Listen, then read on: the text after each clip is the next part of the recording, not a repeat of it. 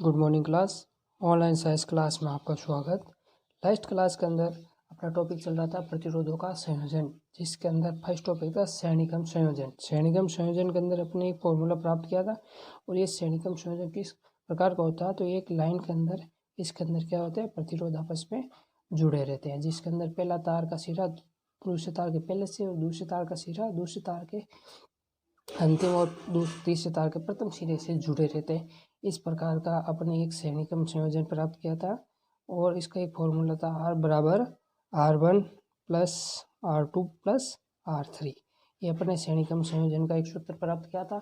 और नेक्स्ट प्रतिरोधों का संयोजन क्रम के अंदर दूसरा टॉप है समांतर क्रम। कौन सा क्रम है? समांतर क्रम। समांतर क्रम क्या होता है? समांतर क्रम के अंदर प्रतिरोधों का संयोजन।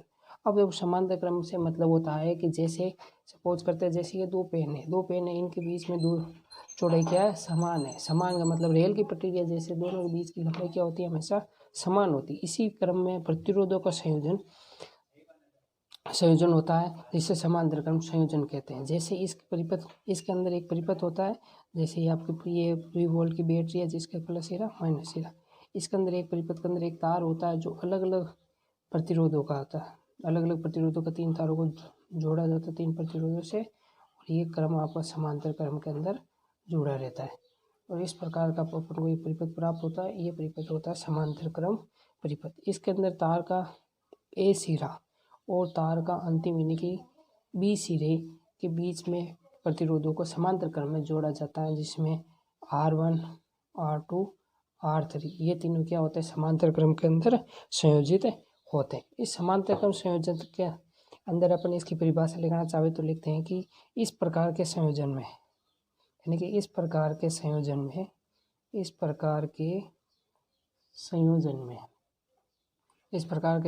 में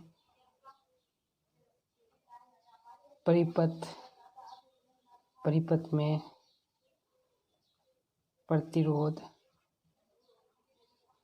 तार के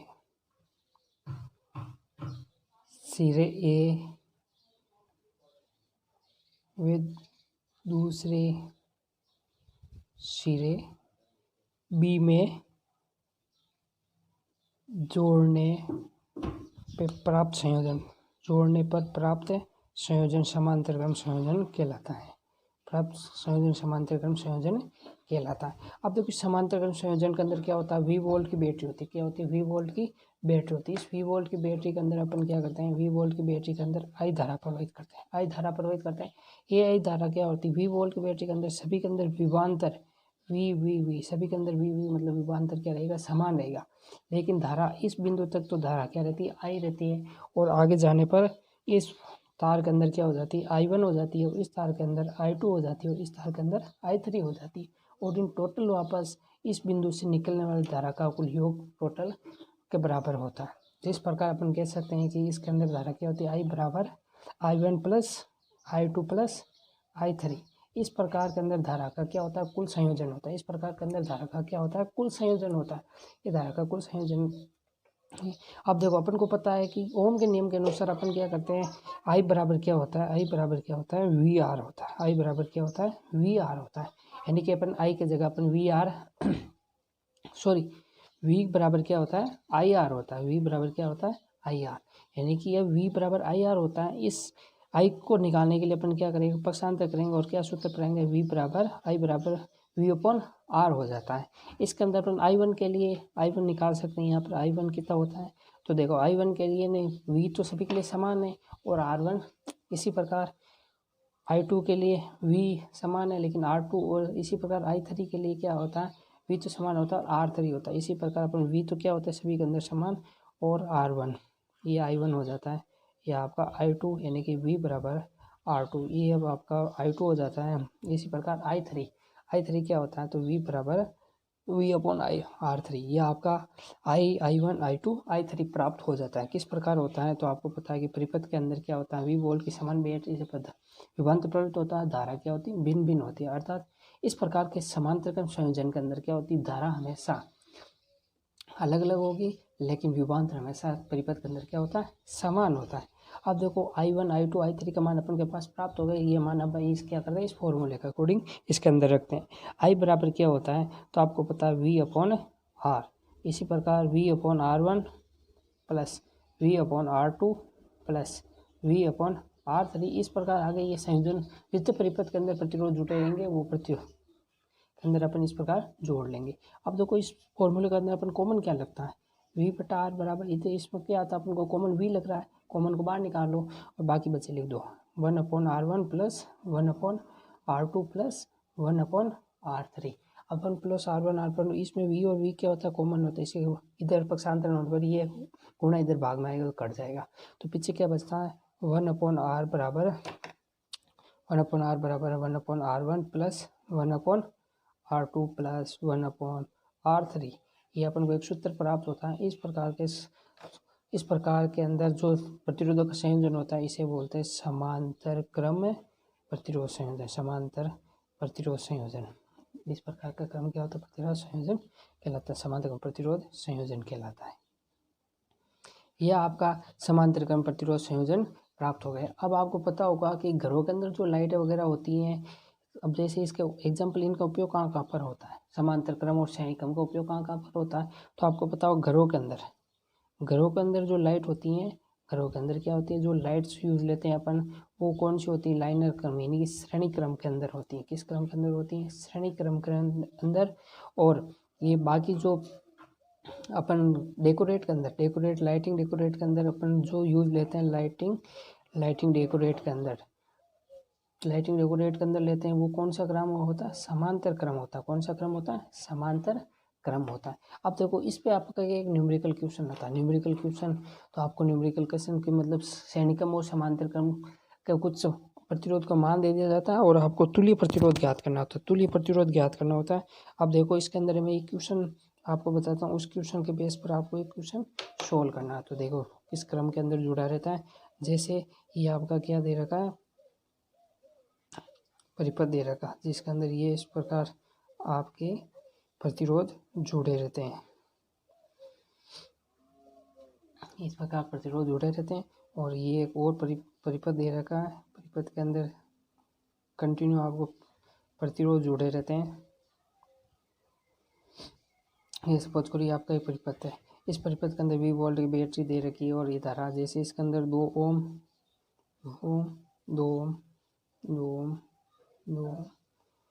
सभी के अंदर 2 ओम का प्रतिरोध जोड़ रखा है और आप इसको तुल्य प्रतिरोध ज्ञात करना। तो आपको सबसे पहले पता होना चाहिए कि जैसे इस वाले प्रतिरोध का और इस वाले प्रतिरोध का, तो ये प्रतिरोध किस क्रम में, समांतर क्रम के अंदर है, और ये कौन सा क्रम के अंदर, श्रेणी क्रम के अंदर है।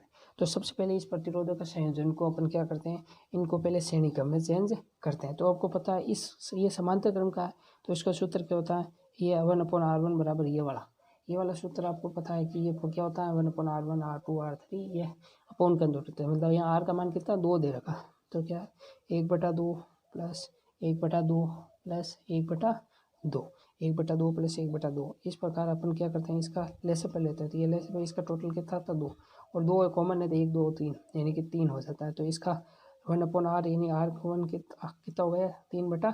अपन को R निकालना तो R कितना हो जाता है, पलटी खिलाते हो तो हो जाता है 2/3 हो। यह आपका R हो गया, इसका मान। फिर अपन को यह R तो पता ही है, इसका देखो ये और ये समान ही है, तो इसका मान भी क्या होगा, R बराबर क्या होता है 2/3 ओम ही होगा। और आपको पता है कि अब देखो इस टोटल का मान 2/3, इसका 2 होगा, इसका 2/3 होगा, मतलब ये इस प्रकार का प्रतिरोध अपन को प्राप्त हो गया, जिसका इसका मान कितना हो गया, 2/3 हो गया। इसका मान कितना हो गया अपने के पास, 2/3 हो गया, 2/3 हो गया। और इसका मान कितना हो गया, 2 हो गया, और इसका मान कितना हो गया, 2/3 ओम हो गया अपन के पास, 2/3 ओम हो गया। अब देखो इस टोटल मतलब ये क्रम कौन सा बन गया, श्रेणी क्रम बन गया। इस श्रेणी क्रम के संयोजन के अंदर अपन क्या करते हैं, 2/3 2/3 को अपन क्या करते हैं, श्रेणी क्रम के अंदर अपन सूत्र को प्राप्त है कि आपका ये सूत्र होगा R1 R2 R3, मतलब इन सबका योग कर देते हैं। तो इनका सबका योग कर देते हैं, तो ये अपन 2/3 2 यानी कि इसके नीचे 1 लिख देते हैं। कॉमनली बात है कि इसका क्या करें, एलसीएम लेंगे। एलसीएम कितना होता है, 3 होता है, आपको पता है। तो 3 का भाग 3 में से 1 बार जाता है, 1 × 2 यानी कि 2। 1 का भाग 3 बार 3 × 2 यानी कि 6 प्लस वापस 2, तो लेने पर 10/3 3, ये आपका क्या हो गया R हो गया। ये आपको टोटल तुल्य प्रतिरोध ज्ञात करना होता है। इस प्रकार के संयोजन के अंदर क्या होता है, समांतर क्रम संयोजन के अंदर आपको एक सूत्र प्राप्त कर दिया जाता है और इस सूत्र की सहायता से आपको प्रतिरोधों का संयोजन R1, R2, R3 और इसी प्रकार समांतर क्रम के अंदर ये आपको एक सूत्र प्राप्त करवा दिया जाता है। यह आपको पता चल गया। इस प्रकार के टाइप के अलग अलग टाइप के क्वेश्चन पूछे जाते हैं और इस प्रकार आपको इस समांतर क्रम संयोजन और श्रेणी क्रम संयोजन का बेस पर आपको क्वेश्चन सोल्व किया जाता है। अब नेक्स्ट टॉपिक है विद्युत धारा का तापीय प्रभाव। विद्युत धारा का तापीय प्रभाव क्या होता है, तो देखो विद्युत धारा का तापीय प्रभाव मैंने डायरेक्ट लिख रखा है, तो आपको मैं इससे समझाता हूँ। विद्युत धारा का तापीय प्रभाव क्या होता है। विद्युत धारा का तापीय प्रभाव देखो, अब जैसे विद्युत धारा का तापीय प्रभाव क्या होता है। विद्युत धारा का तापीय प्रभाव, ताप मतलब विद्युत धारा का मतलब करंट की बात कर रहा है। करंट की बात कर रहा है मतलब यदि किसी उपकरण के अंदर कोई भी उपकरण होता है, उस उपकरण को क्या जैसे अपन कोई उपकरण को एक बैटरी की सहायता से जोड़ा जाता है। इस बैटरी की सहायता से जोड़ने पर क्या होता है, बैटरी के अंदर कौन सी ऊर्जा होती है, हमेशा रासायनिक ऊर्जा होती है। ये रासायनिक ऊर्जा की किस में चेंज करती है, विद्युत ऊर्जा के अंदर चेंज करती है। और जो भी अपने का विद्युत उपकरण दिया जाता है, इस विद्युत उपकरण को क्या ऊष्मा प्रदान की जाती है। क्या प्रदान की जाती है, ऊष्मा प्रदान की जाती है। और ऊष्मा मतलब विद्युत उत्पन्न करती है, उपकरण क्या करता है, ऊष्मा प्राप्त करता है। ऊष्मा प्राप्त करके वो विद्युत ऊर्जा कन्वर्ट किस में हो जाती है, ऊष्मीय ऊर्जा के अंदर परिवर्तित हो जाती है। ऊष्मीय ऊर्जा के अंदर परिवर्तित होती है। इसके अंदर वो उपकरण क्या होता है, ऊष्मा उत्पन्न होती है और इस उपकरण क्या हो जाता है, वो उपकरण क्या हो जाता है, गर्म हो जाता है। क्या हो जाता है, गर्म हो जाता है। अर्थात देखो, यदि किसी विद्युत परिपथ द्वारा विद्युत उपकरण को विद्युत ऊर्जा देने पर उपकरण कुछ ऊर्जा ऊष्मा के रूप में रूपांतरित कर लेता है। मतलब अपन तो रासायनिक ऊर्जा को विद्युत ऊर्जा में दे रहे हैं। अपन का उद्देश्य क्या होता है कि अपन रासायनिक ऊर्जा को विद्युत ऊर्जा में मतलब वो क्या अपना उद्देश्य होता है कि जलाना होता है, या अपन को उद्देश्य होता है कि अपन करंट दे रहे हैं, लेकिन वो क्या होती है कुछ उसका पार्ट्स ऊर्जा का भाग क्या होता है, ऊष्मा में रूपांतरित हो जाता है। ऊष्मा में रूपांतरित होकर वो उपकरण क्या हो जाता है, गर्म होने लग जाता है। गर्म होने का मतलब तापमान में वृद्धि होने लग जाती है और इससे जो प्रभाव उत्पन्न होता है उसी को बोलते हैं विद्युत धारा का तापीय प्रभाव या ऊष्मीय प्रभाव। तो रूपांतरित कर लेते हैं तथा उपकरण गर्म हो जाते हैं, इसी को विद्युत धारा का तापीय प्रभाव कहते हैं। फॉर एग्जाम्पल देखते हैं तो आपको पता ही होगा, घरों के अंदर अपन गर्म पानी करने के लिए छड़ यूज लेते हैं। उस छड़ का नाम है निमज्जन छड़। उस छड़ को अपन क्या देते हैं, विद्युत धारा देते हैं। विद्युत धारा देने के बाद वो क्या करती हैं, वो करंट क्या किस में कन्वर्ट हो जाता है, ऊष्मा के अंदर कन्वर्ट हो जाता है। और उसमें कारण ऊष्मा कारण वो गर्म होता है और गर्म होने के कारण वो क्या होता है, आपका पानी क्या हो जाता है, गर्म हो जाता है। और इसी प्रकार प्रेस को अपन करंट देते हैं। करंट देने पर वो क्या होता है, गर्म होती है और गर्म होने के कारण वो ऊष्मा में परिवर्तित हो जाती है।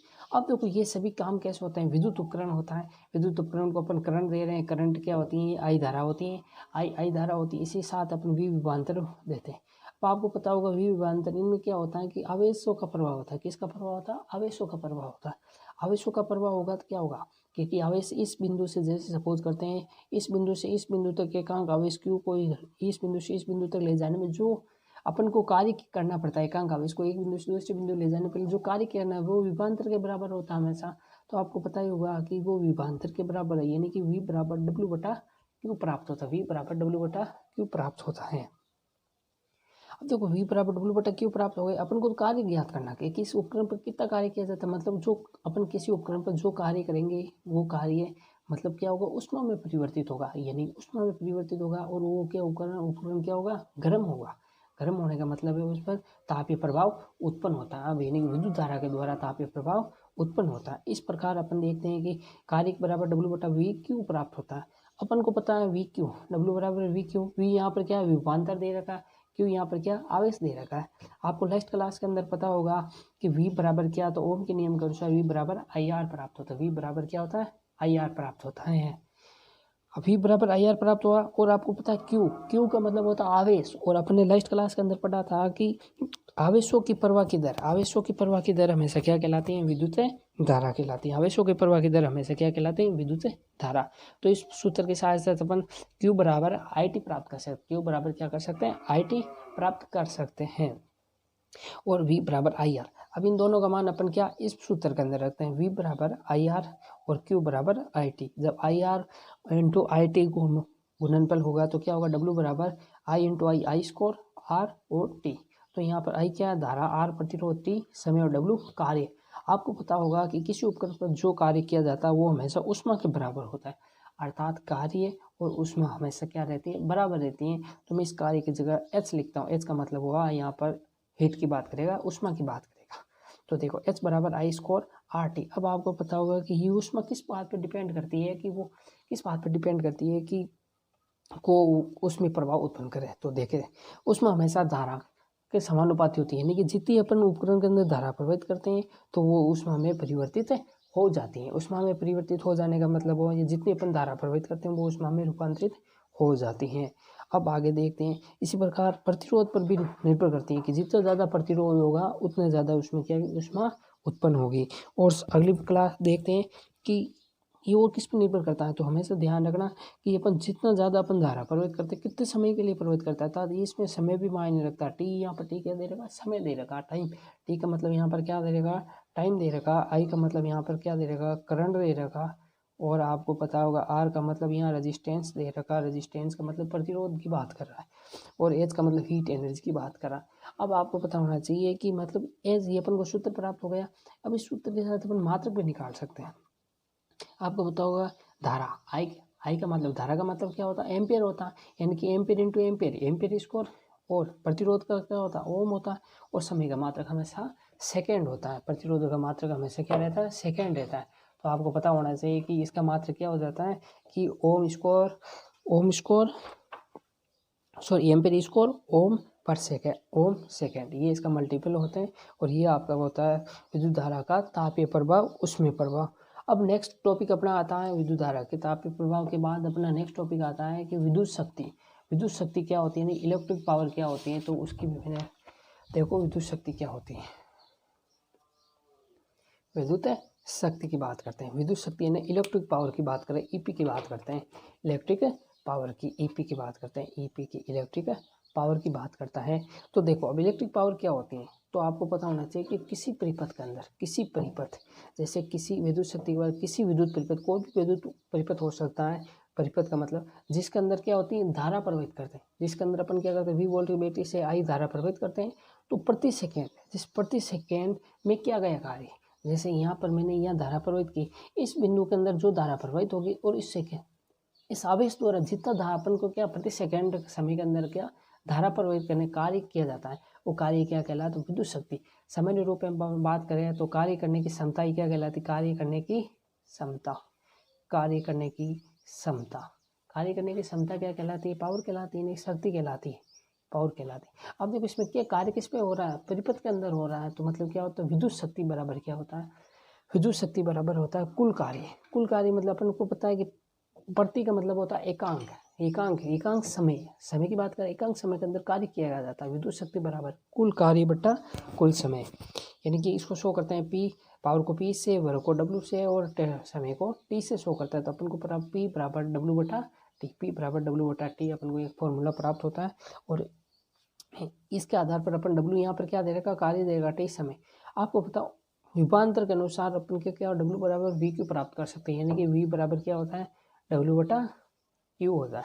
आपको तो वी बराबर विभवांतर बराबर कार्य बटा आवेश, यदि अपन को डब्ल्यू ज्ञात करना है तो वी क्यू को इधर मल्टीपल कर देते हैं वी क्यू, यानी डब्ल्यू बराबर वी क्यू।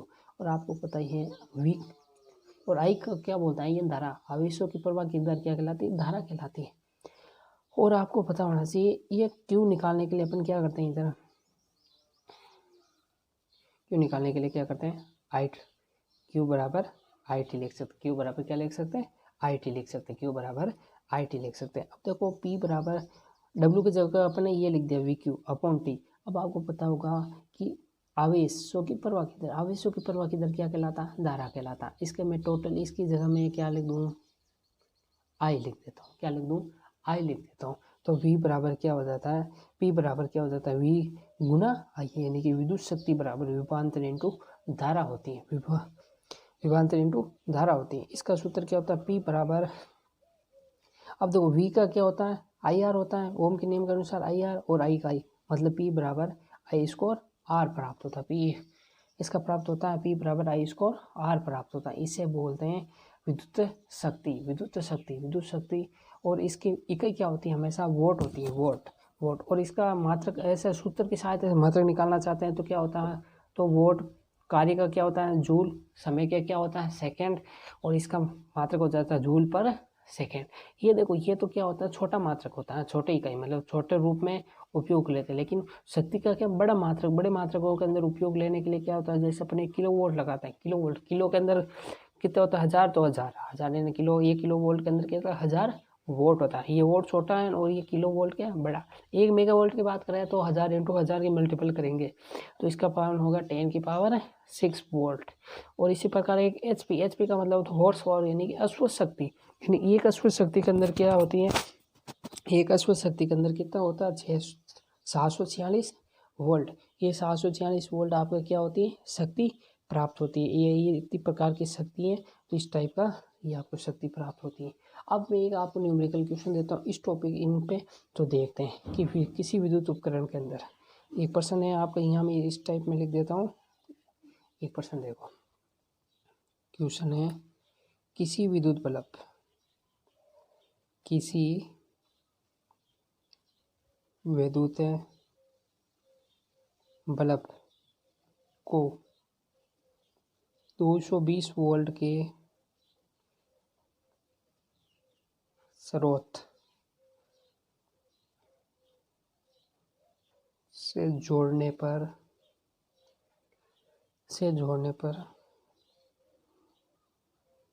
उसमें प्रवाहित धारा 0.5 एम्पियर है तो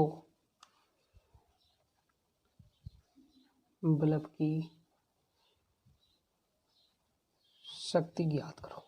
अब देखो आपको पता है बल्ब की शक्ति का पूछा है, पावर की पूछा है, तो आपको सूत्र प्राप्त है P बराबर क्या होता है। आपको सबसे पहले देखना इस फॉर्मूले के अंदर अपन क्या कर यूज ले रहे हैं। एक तो ये वाला फॉर्मूला यूज ले रहे हैं P बराबर W/T, एक आपको ये है।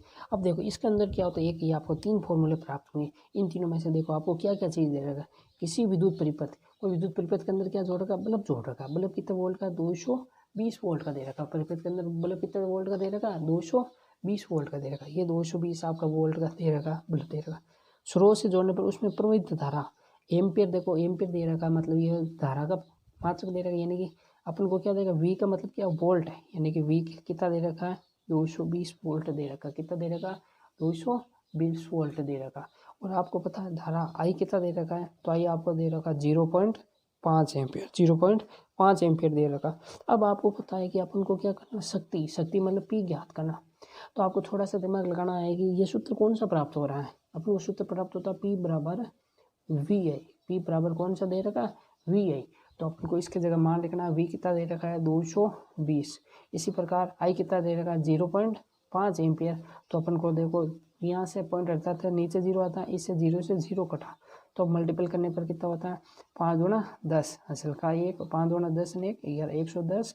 और आपको पता है W का मतलब वोल्ट, इसका शक्ति का मात्रक पीछे इधर भी आपको पता होगा कि इधर भी क्या दे रखा है मात्रक दे रखा, तो अपन को भी क्या लिखना है मात्रक लिखना है। यह आपका विद्युत शक्ति टॉपिक कंप्लीट होता है। और इस क्लास के अंदर अपन आज 3 टॉपिक पढ़े। इस 3 टॉपिक में से देखो कौन कौन से टॉपिक है, तो 3 टॉपिकों में सबसे पहले आपने आज प्रतिरोधों का संयोजन कंप्लीट किया था, यानी कि संयोजन कंप्लीट किया था। कौन सा टॉपिक संयोजन हो गया अपना।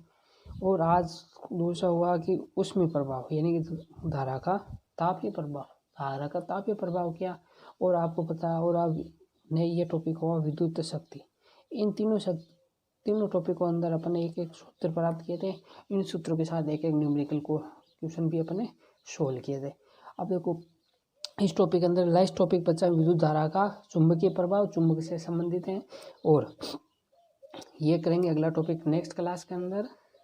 तो प्लीज़ वीडियो को आप लाइक करें और अपने दोस्तों के साथ शेयर करें, और इसको ज़्यादा से ज़्यादा सब्सक्राइब करें, और अपने फ्रेंड लोगों को इस वीडियो को ज़्यादा से ज़्यादा शेयर करें, और बेल आइकन घंटी को दबाएं, जिससे आपको आने वाले वीडियो की नोटिफिकेशन प्राप्त होए। और आपको इस वीडियो के अंदर और क्या चेंजेस करवाने हैं, क्या नहीं करवाने हैं, वो आप अपने कमेंट्स के अंदर ज़रूर लिखें। Thank you.